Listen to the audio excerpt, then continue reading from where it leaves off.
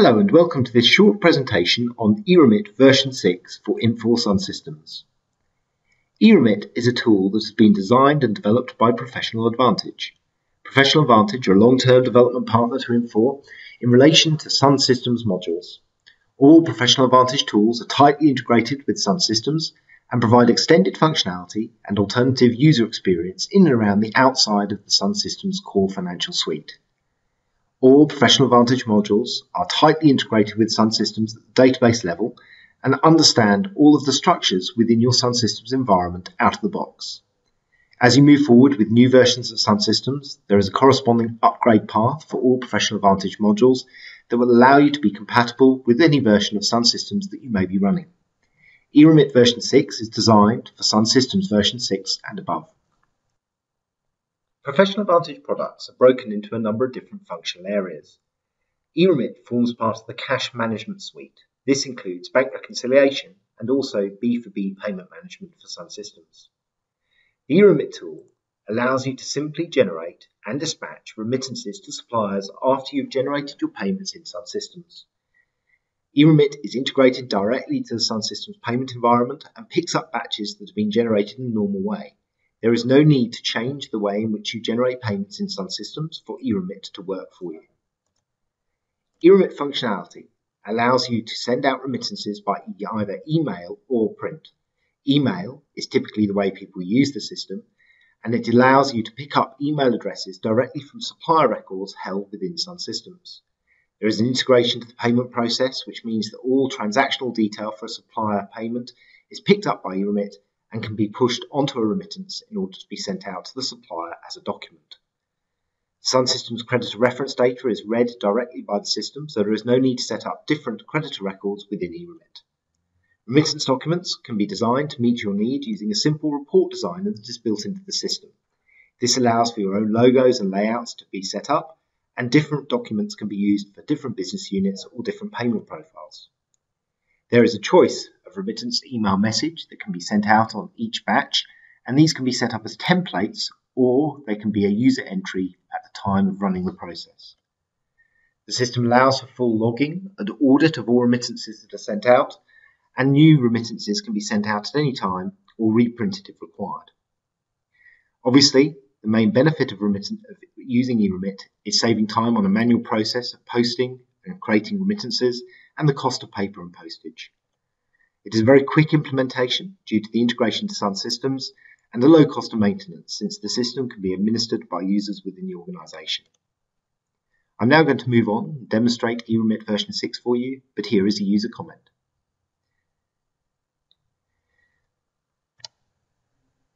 In order to run remittances out to your suppliers using eRemit, you need to have first generated a payment batch within SunSystems.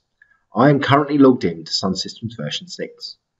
Within my environment for this particular business unit, I have set up some payment profiles that I've used to generate payments. If we go and have a look at the payment profile functionality, we will see that I have one profile called Bank.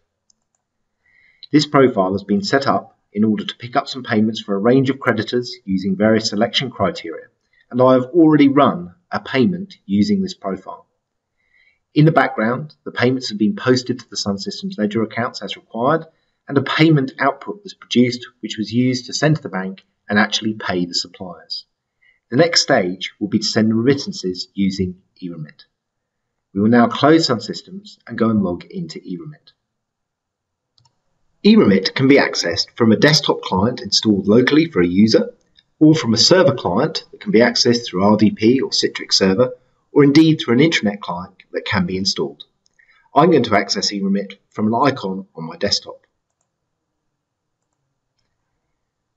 When you log into eRemit, the user that is used to connect to the system will be your SunSystems user. You can see here that since I am currently logged into SunSystems as a user called PAS, this has been picked up by eRemit and I've been logged directly into the system. Any user that has been defined in SunSystems can be used to access the eRemit software, although security can be applied to allow different users different levels of access. When I log into eRemit, down at the bottom we can also see the current business unit in SunSystems that I am connecting to. I have a business unit called HOU. Should I wish to deal with remittances in a different business unit, Up at the top, I can use the File menu to go and change business unit, and all current business units that exist within the SunSystems environment will automatically be shown here. In this case, I've run a payment within SunSystems for the business unit HOU. In the main screen, we can see that in the area for process, there is a profile code appearing. This profile code is for the batch of payments that I ran in SunSystems using the payment profile code called bank. Because I've run a batch of payments in Sun, this is automatically picked up by eRemit. So if I had run multiple batches using different payment profiles within SunSystems, they would all appear in this list. You can see the name of the payment profile and you can see the date of the payment run. At the top of the screen here, in the Process tab, I can also filter this view. So I could go and see payment batches that have been generated between certain date ranges within SunSystems, or I could see all batches. And by choosing changes to this filter and applying the date range, I can then see those batches within the filter. If I wish to do something with a particular batch, I need to click on it. Once I've done this, down at the bottom, you can see here that there is a listing of all the transactions for each supplier that would appear in this particular payment batch.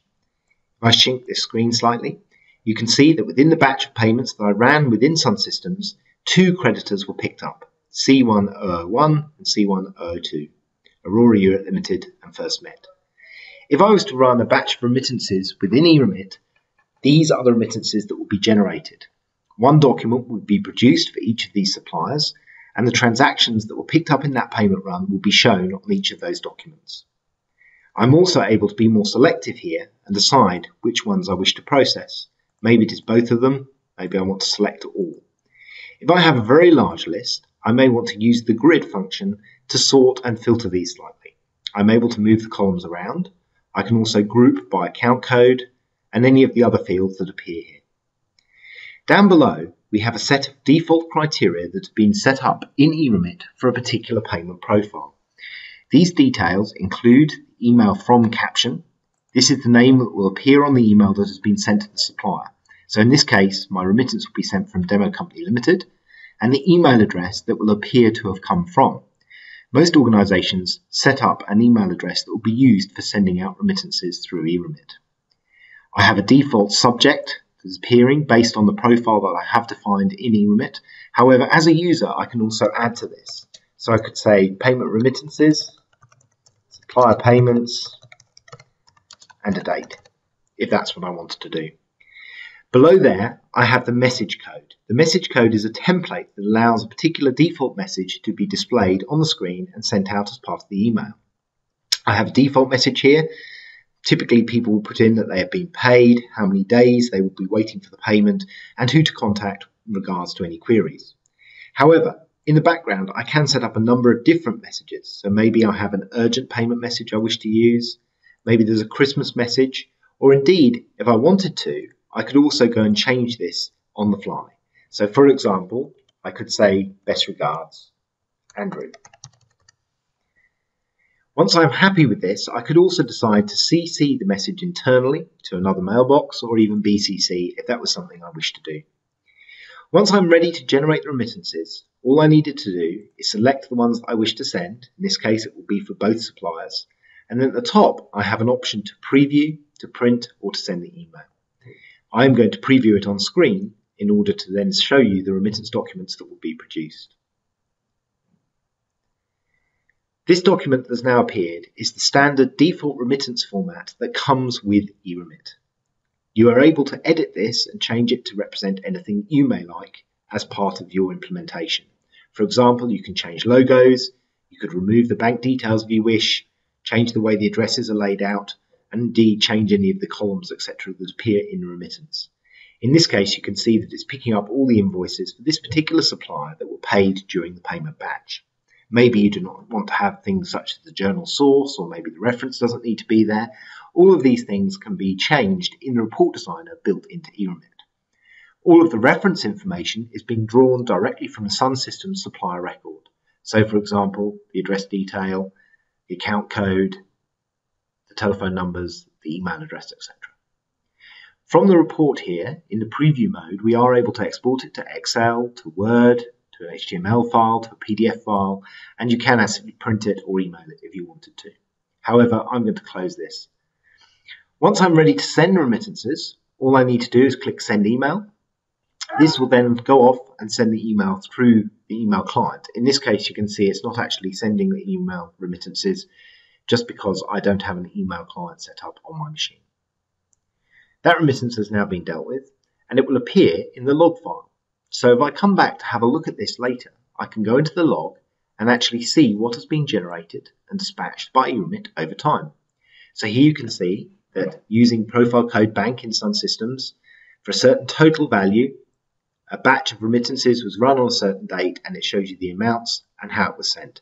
In this case, this supply was set up to be sent by email. It may be that if there's no email address, we can define the system to send it by printing it out, so you're then able to put it in the post if required. A different document layout could be generated within eRemit for those that you wish to print in order to align with a Windows envelope or something like that if needed. That is how the process works within eRemit. It is very simple and very quick. You can see that you're able to complete the process in a couple of clicks once you've generated the payment batch in SunSystems. In terms of configuring eRemit, again, a very simple process. Up at the top here, we can very easily go and configure messages.